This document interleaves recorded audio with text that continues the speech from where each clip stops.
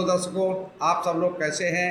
मैं यही ध्यान और भावना करता हूं कि आप सब लोग कुशल मंगल होंगे, प्रसन्नचित होंगे, खुश होंगे, मस्त होंगे, मग्न होंगे, दुरुस्त होंगे, चुस्त होंगे।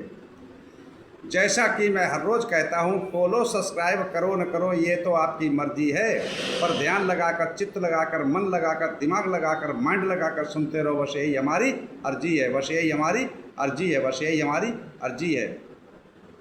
तो जैसा कि मित्रों, हम लोगों की दंपति की गाथाओं का पाठ चल रहा है, तो आज की दंपति की गाथा है 316 और 317। और जो निरीय बग्ग है, 22वां बग्ग चल रहा है, जो निरीय बग्ग है उसकी 11 और 12। दंपति गाथा है 316, 317 और निरीय बग्ग की है 11, 12। दंपति गाथाएं हैं 316 और 317। निरीय बग्ग की है 11, 12। तो इन गाथाओं को तथागत सम्यक संबुद्ध ने किस उद्देश्य पर, किस कारण, किसको लक्ष्य बनाकर, किस जगह पर, किस स्थान पर उपदेशित किया, चलते हैं उस कथा की तरफ, उस व्यथा की तरफ, उस कारण तरफ, उस जगह की तरफ। एवं मे सुतंग एकं समयं भगवा सावथियं विहरति जेत बने अनाथ पिंड कश्य आराम। ऐसा मैंने सुना, एक समय तथागत सम्यक संबुद्ध श्रावस्ती के अनाथ पिंडक द्वारा बनाए हुए जेतवन आराम में विहर रहे थे। उस समय की घटना है, उस समय की वाक्या है, उस समय की कहानी है। उस समय पर इस गाथाओं को प्रकाशित किया है तथागत सम्यक संबुद्ध ने, कि तथागत सम्यक संबुद्ध का भिक्षु संघ जो था जेतवन आराम में बहुत संख्या में था, बहुत संख्यक थे। तो एक समय क्या हुआ कि कुछ भिक्षु चारिका करने के लिए जाते हैं, पिंडपात करने के लिए, और वहाँ से वापस आते हुए देखते हैं जो निगंथ लोग नहीं होते, निर्गंथ मतलब नंगे धड़ंगे साधु, जिनको आज नागा बोलते हैं, जैन में, जैनियों में होते हैं, निर्वस्त्र रहते हैं। तो वो पूरे शरीर से तो निर्वस्त्र थे, नंगे थे, धड़ंगे थे, लेकिन उन्होंने अपने पात्र को ढक रखा था। इच्छा पात्र जो होता उसको ढक कर रखा था। तो भिक्षुओं में चर्चा चली, देखो खुद तो नंगे धड़ंगे घूम रहे हैं और पात्र को ढक के रखा हुआ है, कैसी लाज कर रहे आ रही है, इनको शर्म आ रही है ये पात्र ढके हुए। तो उन जो निर्गंथों ने इस बात को सुना भिक्षुओं से, तो उन्होंने कहा कि देखो मैं इसलिए नहीं ढक रहा हूँ लाज की वजह से, मैंने इसको इसलिए ढक के रखा है पात्र को कि बहुत से जीवाणु, बहुत से कीटाणु, बहुत से कीट पतंग, बहुत से उड़ने वाले पक्षी निकलते हैं, कोई कीटाणु उसमें पड़ेगा, कोई जीवांश उसमें पड़ेगा, उसकी हत्या होगी। इस वजह से ढक के रखा है, इस वजह से इसको लाज करके रखा है। तो ये काफ़ी देर तक उन दोनों पक्षों में बातों विवाद हुआ। अंत में तथागत सम्यक संबुद्ध के शिष्यगण भिक्षु संघ जेतवन आराम में पहुँचता है और यही बात तथागत सम्यक संबुद्ध को बताते हैं। उसी समय तथागत सम्यक संबुद्ध कहते हैं उन लोगों से, भिक्षुओं से, क्या कहते हैं, जरा मैंने 2 लाइनें बनाई, संक्षेप पहले सुनिएगा, गाथा में बाद में बोलूँगा। कि जहाँ लाज शर्म करनी चाहिए, जहाँ लाज शर्म करनी चाहिए वहाँ पर तो लाज नहीं करते निगंध लोग। जहाँ पे लाज शर्म करनी चाहिए, कपड़ों को पहनना चाहिए, गुप्तांगों को दिखा रहे हैं, जहाँ लाज शर्म करनी चाहिए वहाँ पर तो लाज नहीं करते, जहाँ लाज नहीं करनी चाहिए वहाँ पर लाज दिखाते फिरते, वहाँ पर लाज दिखाते फिरते। झूठ बोलने से शर्म करो, झूठ बोलने से शर्म करो, हत्या चोरी से लाज करे। झूठ बोलने से शर्म करो, हत्या चोरी से लाज करो, व्यभिचारी से लाज करो और जुआ नशा से शर्म करो। मैत्री करुणा में लाज नहीं, इसमें लाज नहीं करनी चाहिए। मैत्री करुणा में लाज नहीं, दूसरों की सेवा में शर्म नहीं। शर्म कैसी?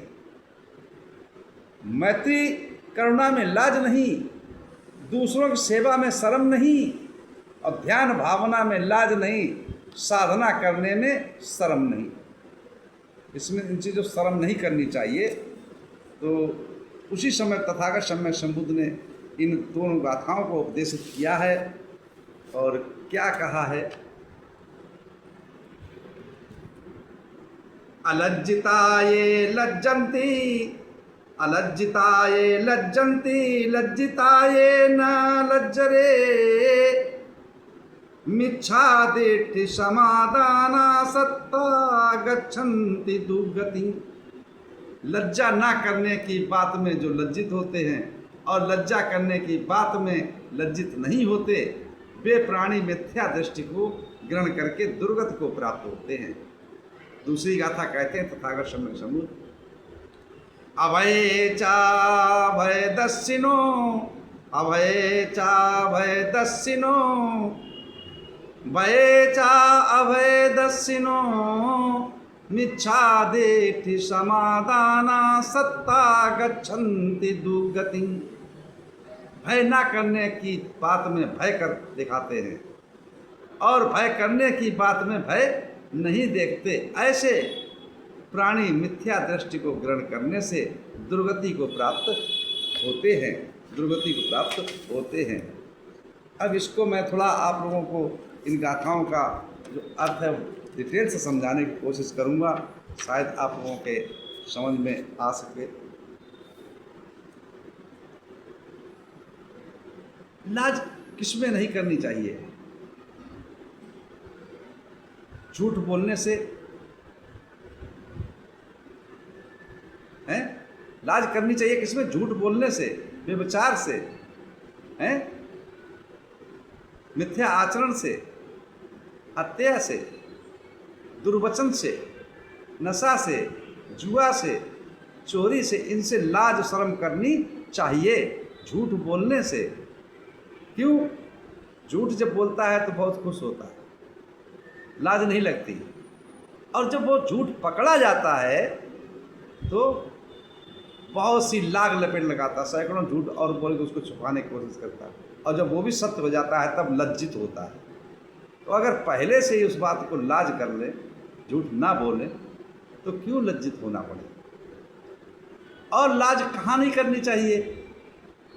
विनम्रता, करुणा, मैत्री, सेवा, ध्यान, साधना आदि कर्म करने में संकोच या शर्म या लज्जा की बात ही नहीं है। फिर भी लोग इनमें करने में संकोच करते हैं।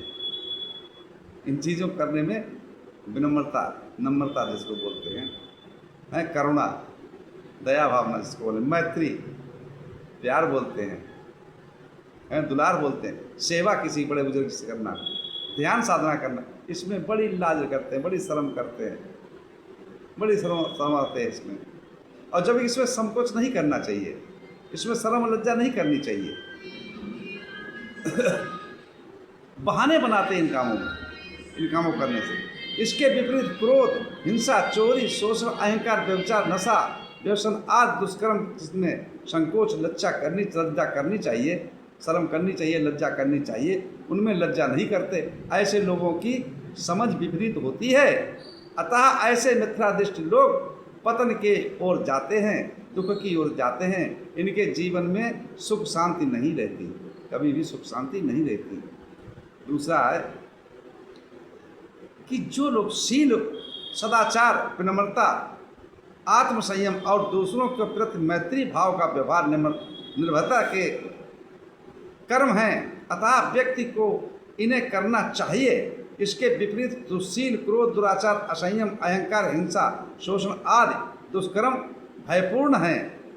इनमें भय करना चाहिए, लेकिन जो नहीं करते, ऐसे व्यक्ति को जो लज्जा नहीं करते हैं, इसमें जिसमें शर्म नहीं करते, भय नहीं खाते, किस चीज़ों में दुश्शील, क्रोध करने में भय नहीं खाते, दुराचार करने में भय नहीं खाते, असंयम होते रहता है, शर्म नहीं करते, अहंकार करने में शर्म नहीं करते, हिंसा करने में शर्म नहीं करते, दुष्कर्म करने में सही नहीं करते, भय नहीं करते, ऐसे व्यक्तियों को क्या होता है, दुर्गति प्राप्त होती है, दुख ही दुख प्राप्त होता है।